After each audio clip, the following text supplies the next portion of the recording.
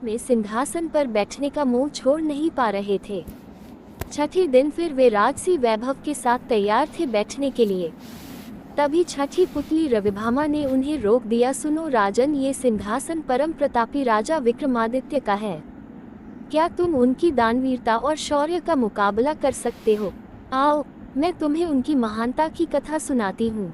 एक दिन विक्रमादित्य क्षिप्रा नदी के तट पर बने हुए अपने महल से प्राकृतिक सौंदर्य को निहार रहे थे।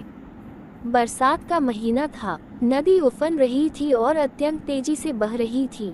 इतने में उनकी नज़र एक पुरुष, एक स्त्री और एक बच्चे पर पड़ी। उनके वस्त्र तार तार थे और चेहरे पीले। राजा देखते ही समझ गए कि वे बहुत ही निर्धन हैं। सहसा वे तीनों उस नदी में छलांग लगा गए। अगले ही पल प्राणों की रक्षा के लिए चिल्लाने लगे। विक्रम ने बिना एक पल गनवाए नदी में उनकी रक्षा के लिए छलांग लगा दी। अकेले तीनों को बचाना संभव नहीं था, इसलिए उन्होंने दोनों बेतालों का स्मरण किया। दोनों बेतालों ने स्त्री और बच्चे को तथा विक्रम ने उस पुरुष को डूबने से बचा लिया। तट पर पहुंचकर उन्होंने जानना चाहा वे आत्महत्या क्यों कर रहे थे।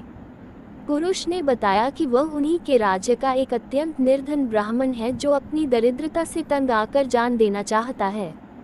वह अपनी बीवी तथा बच्चे को भूख से मरता हुआ नहीं देख सकता और आत्महत्या के सिवा उन्हें अपनी समस्या का कोई अंत नहीं नजर आता। इस राज्य के लोग इतने आत्मनिर्भर हैं कि सारा काम खुद ही करते हैं, इसलिए उसे कोई रोजगार भी नहीं देता। राजा विक्रम ने ब्राह्मण से कहा कि वह उनके अतिथिशाला में जब तक चाहे अपने परिवार के साथ रह सकता है, उसकी हर जरूरत पूरी की जाएगी। ब्राह्मण ने कहा कि रहने में तो कोई हर्ज नहीं है, लेकिन उसे डर है कि कुछ समय बाद आतिथ्य में कमी आ जाएगी और उसे अपमानित होकर जाना पड़ेगा। राजा विक्रम ने उसे विश्वास दिलाया कि ऐसी कोई बात नहीं होगी और उसे भगवान समझकर उसके साथ हमेशा अच्छा बर्ताव किया जाएगा। विक्रम के इस तरह विश्वास दिलाने पर ब्राह्मण परिवार अतिथिशाला में आकर रहने लगा। उसकी देखरेख के लिए नौकर चाकर नियुक्त कर दिए गए। वे मौज से रहते, अपनी मर्जी से खाते पीते और आरामदेह पलंग पर सोते। किसी चीज की उन्हें कमी नहीं थी, लेकिन वे सफाई पर बिल्कुल ध्यान नहीं देते। जो कपड़े पहनते थे उन्हें कई दिनों तक नहीं बदलते। जहाँ सोते वहीं थूकते और मल मूत्र त्याग भी कर देते। चारों तरफ गंदगी ही गंदगी फैल गई। दुर्गंध के मारे उनका स्थान एक पल भी ठहरने लायक नहीं रहा। नौकर चाकर कुछ दिनों तक तो धीरज से सब कुछ सहते रहे, लेकिन कब तक ऐसा चलता। राजा के कोप की भी उन्होंने परवाह नहीं की और भाग खड़े हुए।